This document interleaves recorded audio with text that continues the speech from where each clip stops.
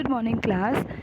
आपका sectors of Indian economy का एक टॉपिक है आपका कि आप सेक्टर्स को एक अलग तरीके से भी डिवाइड कर सकते हैं एज ऑर्गेनाइज्ड एंड अनऑर्गेनाइज्ड। तो ऑर्गेनाइज सेक्टर कौन से हैं और अनऑर्गेनाइज सेक्टर कौन से हैं, उसके बारे में बात करते हैं कि ये क्या क्या होते हैं। तो बेटा अगर दो तरीके के यहाँ पर आपके ना एग्जाम्पल्स लिए हुए हैं, तो हम एग्जाम्पल्स के बारे में ही बात करते हैं कि कांता जो है, एक कांता है, एक आपका कमल है।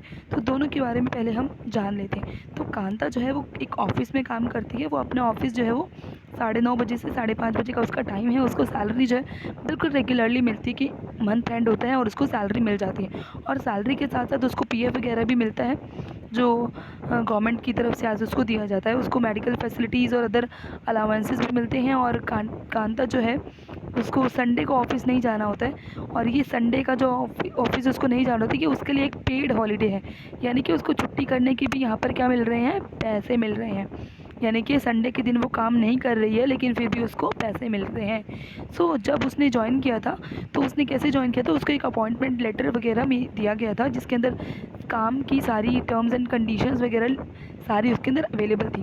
ये तो थी आपकी कांता की सारी कहानी। अब बात करते हैं कमल के बारे में। सो कमल कैसे काम कर रहे हैं। कमल इज़ कांताज नेबर। कमल जो है आपकी कांता का नेबर है, उसका पड़ोसी है। और क्या है, वो डेली वेज लेबरर है एक तरीके से, ठीक है। और पास में ही एक सब्जी की शॉप में वो काम करता है, ठीक है, या फिर एक ग्रॉसरी शॉप वगैरह में वो काम करते हैं मान लीजिए। तो वो क्या करते हैं भाई, सुबह 7:30 बजे उसको जाना होता है और वो रात के 8 बजे तक वो काम करते हैं। तो काम करने का टाइम जो है यहाँ पर देखिए कितना लंबा है। और उसको क्या है, कोई भी अदर अलाउंसेस वगैरह नहीं दिए जाते, सिर्फ और सिर्फ उसको वेजेस दी जाती है, ठीक है। और क्या है, उसको जिन दिनों वे काम के लिए नहीं जाता उन दिनों के लिए उसको कोई भी सैलरी भी नहीं दी जाती है। उसको कोई पेड लीव या फिर कोई अदर लीव भी नहीं दी जाती है। और किसी दिन अगर उसकी तबीयत ख़राब है तब भी उसकी सैलरी जो है वो कट होती है, ठीक है। और कोई उसको फॉर्मल लेटर भी नहीं दिया गया था जब उसको बुलाया गया था काम के लिए। सो जब भी उसको बुलाया जाता है कि आज बेटे आज यहाँ पर हमारी शॉप में काम है, यू हैव टू कम, तब वो चला जाता है, अदरवाइज़ वो नहीं जाता। और किसी भी टाइम उसको निकाला भी जा सकता है काम से। तो आप देख रहे हैं इन दोनों आपकी काम करने के तरीक़ों में कितना ज़्यादा फ़र्क है।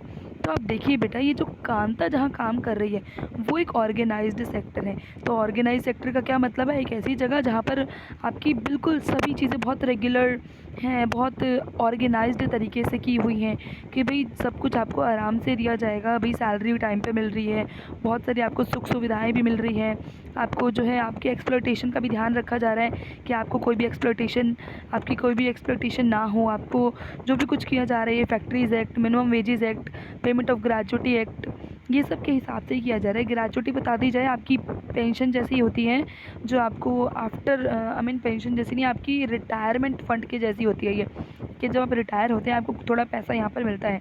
तो इसको ऑर्गेनाइज्ड क्यों कहते हैं, क्योंकि यहाँ पर जो भी काम हो रहा है सब कुछ बहुत ही ज़्यादा फॉर्मल तरीके से हो रहा है बेटा। फॉर्मल तरीके से करने का क्या मतलब है कि भाई जब आपको बुलाया था तब आपको एक रजिस्ट्रेशन हुआ था, आपका रूल्स एंड रेगुलेशन की तरफ से आपने काम किया था, ठीक है ना। तो ये आपका ऑर्गेनाइज सेक्टर है जहाँ पर फिक्स्ड नंबर ऑफ़ आवर्स के लिए आपने काम करना है। कोई काम अगर आप एक्स्ट्रा करते हैं तो उसके लिए भी आपको पैसा दिया जाता है, अलग अलग तरीके के आपको फ़ायदे दिए जाते हैं। तो ये आपका ऑर्गेनाइज्ड सेक्टर था। उसके अलावा क्या आपको भाई कुछ हॉलीडेज़ हैं या कुछ और सुख सुविधाएं हैं, जैसे ड्रिंकिंग वाटर की है आपको फैसिलिटी, या फिर सेफ़ वर्किंग एनवायरनमेंट की, ऐसी फैसिलिटीज़ आपको दी जाती है। साथ में अगर आप रिटायर जब होते हैं तो आपको कुछ पेंशन्स या फिर रिटायरमेंट फंड्स वगैरह भी दिए जाते हैं। तो ये सारा आपका था ऑर्गेनाइज सेक्टर। अब बात करते हैं आपका कमल, जो कि अनऑर्गेनाइज सेक्टर के अंदर काम करता है। तो अनऑर्गेनाइज सेक्टर में काम करने का क्या है, आपको यहाँ पर नुकसान क्या है कि ये छोटे मोटे आपके सेक्टर्स होते हैं, यहाँ पर कोई बड़ी बड़ी यूनिट्स नहीं हैं, वो छोटी मोटी दुकानें हैं या कुछ भी हैं, वो आपके अनऑर्गेनाइज्ड सेक्टर हैं। तो यहाँ पे बिल्कुल लो पेमेंट दी जाती है लोगों को, और रेगुलरिटी भी नहीं है। भाई जब काम होता है तो बुला लेते हैं, जब काम नहीं होता है निकाल के बाहर फेंक देते हैं वो, ठीक है। कोई हॉलीडे नहीं मिलती है, कोई लीव नहीं मिलती है। अगर वो बीमार हैं तो, और बीमारी की वजह से वो काम पर नहीं जा पाते, तो भी क्या करेगा मालिक, भाई आए नहीं थे ना तो पैसे कटेंगे। एम्प्लॉयमेंट आपकी सिक्योर नहीं है। जो भी लोग हैं काम पर उनको कभी भी छोड़ने को बोला जा सकता है कि भाई अब हमारे पास तुमको रखने के लिए पैसे नहीं है, तुम काम छोड़कर जाओ, ठीक है। सो ये सब क्या हो रहा है यहाँ पे, काम भी बहुत ज़्यादा यहाँ पर लिया जा रहा है और सैलरी भी बहुत ज़्यादा कम दे रहे हैं। कोई उसके अलावा कोई और उनको सुख सुविधा भी नहीं दे रहे हैं भाई, ना कोई खाने पीने का, ना कुछ भी नहीं। और ऐसे में और क्या क्या काम हो सकते हैं आपकी अनऑर्गेनाइज सेक्टर में ऐसे भी काम होते हैं जैसे जहाँ पर छोटे मोटे लोग अपने आप छोटे मोटे काम शुरू कर लेते हैं, जैसे आपके स्ट्रीट सेलर्स होते हैं या फिर रिपेयर वर्क जो लोग करते हैं, या फिर जो छोटे मोटे फार्मर्स होते हैं जिनकी अपनी ज़मीन नहीं होती और छोटी मोटी लेबरर्स को वो हायर करके काम करवाते हैं या फिर खुद वो लेबर होते हैं। तो ये सब आपके अनऑर्गेनाइज्ड सेक्टर हैं। ठीक है, तो आपकी अनऑर्गेनाइज्ड सेक्टर को देखा जाए तो प्रोटेक्शन की बहुत ज़्यादा ज़रूरत है। प्रोटेक्शन की इनको क्यों ज़रूरत है बेटे? क्योंकि ये लोग बहुत ही ज़्यादा पिछड़े हुए हैं। इनको कोई भी काम वगैरह, इनका एक्सप्लॉयटेशन बहुत ज़्यादा हो रहा है। क्यों? क्योंकि काम तो बहुत ज़्यादा इनसे लिया जा रहा है, लेकिन इनको इनकम्स बहुत ज़्यादा आपकी कम दी जाती है। तो इन सब से बचाने के लिए इनको कई कई बार जो है अलग अलग तरीके के एक्ट्स वगैरह बनाए जाते थे। तो एक्ट कैसे बनाए गए थे भाई? जो भी आपकी जो गवर्नमेंट है, गवर्नमेंट की तरफ से थोड़े बहुत इनको रूल्स एंड रेगुलेशन जो है इनके लिए बनाए गए भाई, इनके हिसाब से इनको काम करना है और इनकी प्रोटेक्शन जो है वो उस पर बहुत ज़्यादा ध्यान देना है। और 1990s में ये सब काम जो है शुरू किया गया था कि आपकी जो वर्कर्स हैं इनको धीरे धीरे करके ऑर्गेनाइज्ड सेक्टर के बीच में इनको भी इंक्लूड करना है धीरे धीरे, और ये जो अनऑर्गेनाइज सेक्टर हैं इनसे हमको काम जो है, क्योंकि बहुत ज़्यादा लोग इनके अंदर काम करते हैं बेटा, सो हमने क्या करना है, आपकी गवर्नमेंट ने मतलब आपकी गवर्नमेंट चाहती है कि ज़्यादातर लोग जो है आपके ऑर्गेनाइज सेक्टर के अंदर आ जाएं। सो प्रोटेक्शन इनको कैसे दी जाती है इसके बारे में सोचते हैं कि प्रोटेक्शन की ज़रूरत है किसको। सबसे पहले ये जान लेते हैं कि प्रोटेक्शन की ज़रूरत है आपकी छोटे मोटे जो किसान हैं, छोटे मोटे जो लेबरर्स हैं जिनके पास अपनी ज़मीनें भी नहीं हैं, छोटे मोटे जो आपके किसान हैं जिनके पास अपनी ज़मीनें नहीं हैं, शेयर क्रॉपर्स हैं जो थोड़ी बहुत फसल कर करके अपना काम चलाते हैं, कोई ऐसे आपके आर्टिसंस हैं जो भाई वीवर्स हैं या फिर ब्लैक स्मिथ्स हैं, आपके कारपेंटर या गोल्ड स्मिथ्स हैं।